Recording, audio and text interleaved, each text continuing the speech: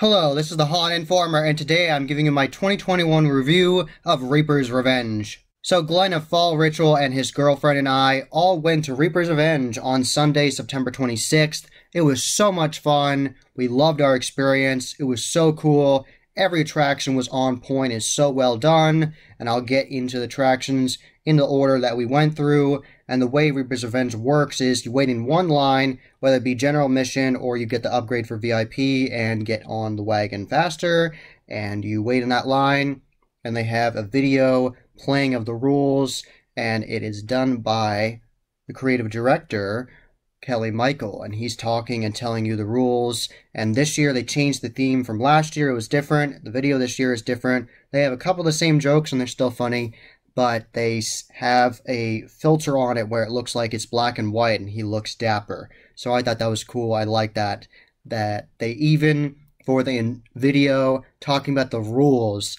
they took time to make it fun and interesting instead of just deadpan just reading the rules. Like, they try to make it fun. So even when you're waiting in line, it's a fun time.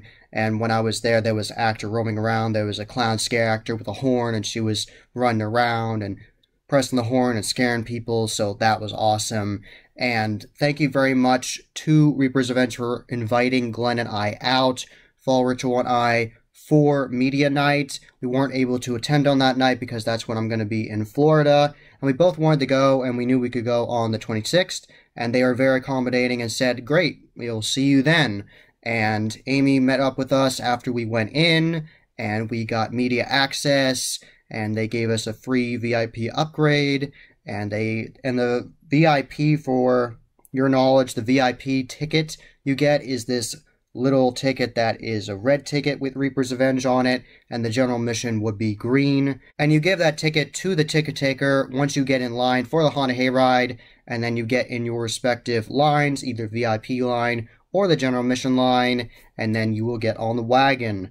And it was so awesome, and thank you very much to Amy for the VIP experience. We got to go to the VIP lounge, and Todd Fedition was there. He was actually screwing up some lights, and we did an Instagram live there. Definitely check that out on Glenn's Instagram. I'll have that linked in the description below.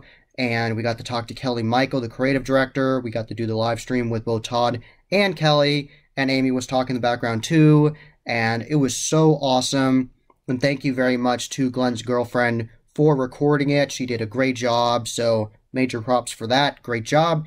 And it was just an awesome time. They were very nice people. We got to interview Kelly a while ago. I have that video linked in the corner.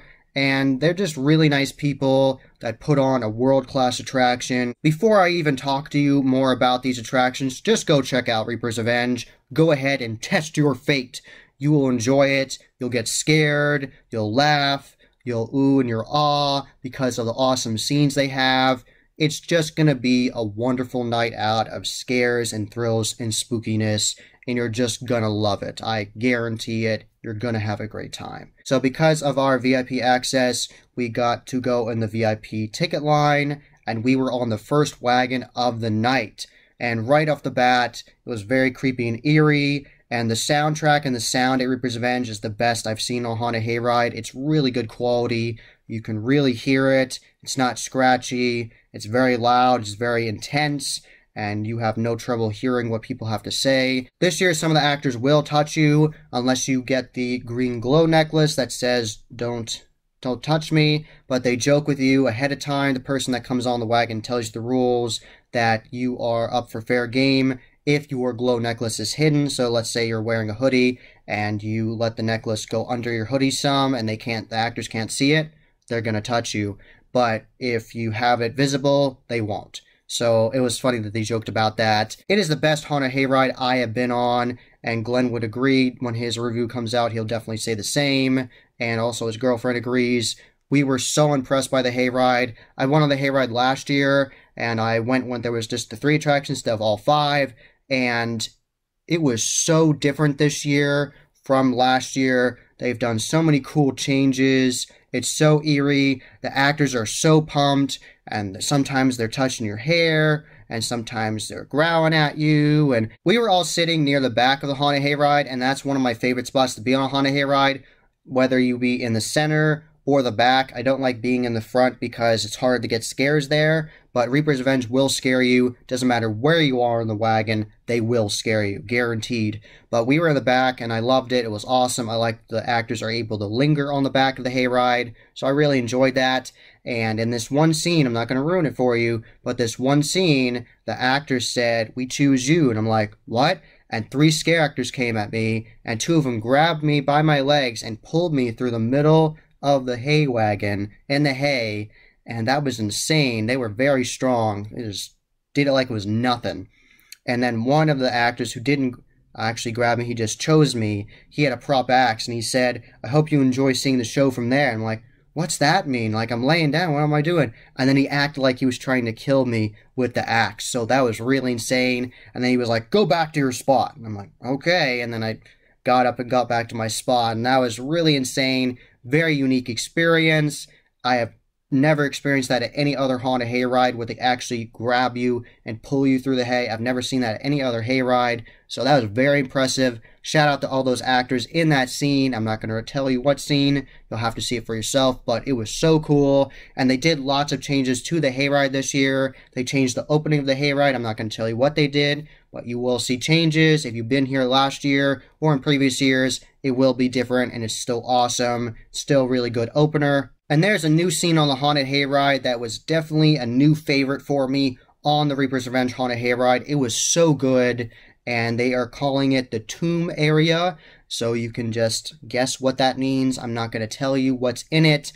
I really want you to be surprised and see it. It's so awesome. It's so visually stunning. It's so cool. The sound's so good. The fog, the effects. It's just really, really well done. So you have to check it out for yourself. Go to Reaper's Revenge and see their Haunted Hayride. And this was on the first part of the hayride. And then you're stopped. And they have this skit where they have a policeman come out. It's a actor playing a policeman. And he says, "I heard that one of you people have been touching the actors. All of you have to get off." And you go in the security shack. I've never been on another Haunted Hayride where you had to actually get off the hayride and go into a security shack and be interrogated, and that security guard is awesome. Definitely shout out to him, and that is a really cool scene. I'm not going to ruin it for you, but it is so much fun. I really enjoyed it. That's one of the highlights of the entire experience at Reaper's Revenge because it is so interactive and so fun. I love the whole experience at Reaper's Revenge, and then that takes you to the Lost Carnival,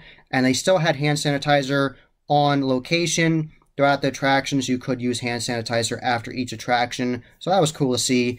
And there are mobile spots where you can go to the bathroom with porta potties, so definitely letting you know that. And they have places where you can wash your hands and stuff, so it's all good. They definitely are making sure you still can be sanitary and go to the bathroom if you have to. And then we headed to the Lost Carnival, and I'm not going to ruin this attraction for you, but there is so much to see. There's so many twists and turns and so many awesome scenes, and this is easily the best carnival-themed attraction I've seen because they actually have a really creepy, functioning Ferris wheel, and they have a creepy merry-go-round, and you go into an area where there's a roller coaster, broken down roller coaster, and there's a rickety bridge that shakes when you walk on it. I'm not going to ruin it for you because there's so much to see. It's so cool, and I got some scares in there. I was startled multiple times, actors coming out of nowhere and laughing at me and all kinds of cool stuff. And Glenn got scared a whole bunch of times. There's this creepy funhouse area where it's claustrophobic and you have to go in there, and it's very fun, and it's very well themed and really cool, and you go in there, and Glenn got scared one after another. There were so many scares in there. It was action-packed, and Glenn got scared a whole bunch of times, and it was just so awesome. Really well done. Be ready for intense scare actors that might touch you and be interactive, and they are trained. We've been told by Amy and everything, they are trained to know where to grab you. They know to just grab you by your shoulders. They teach them, just grab them by the shoulders or possibly tickle their face and like mess with them that way or grab their legs. Other than that, they tell them do not touch them. So these are professionally trained actors, and they have mobile actor clinics during the summer and up to the season, and they do lots of dress rehearsals, so they are ready to scare and are really well trained. And we kept on going through the Lost Carnival, all kinds of cool tricks and treats in there, and I really like the area where it looks like you're going through multiple games, like carnival games, and it was just such a good attraction. I loved it. It was so much fun. And then we went to Delirium, the 3D Funhouse, which was brand new last year. I actually got to go through it last year, and I liked the attraction, but I definitely could tell back they were held back from the restrictions last year because I went through this year, and they added so much. It was a lot bigger, the rooms were a lot bigger, there are a lot more scenes, lots of actors, and the actors in there did not hold back. There were lots of good scares.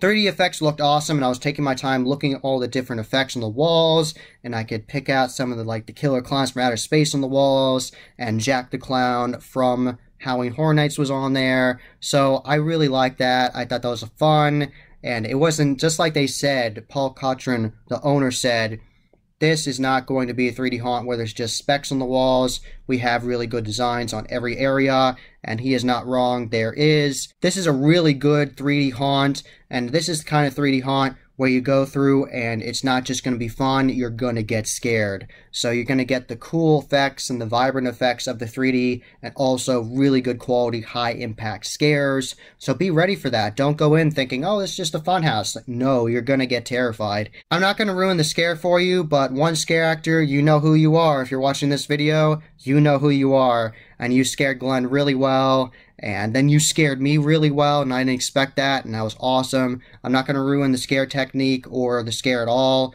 They just scared us really well, and you know who you are. You know the scare actor you are, and you did a great job. And all the actors of Reaper's Revenge, including Delirium, all the attractions were very good.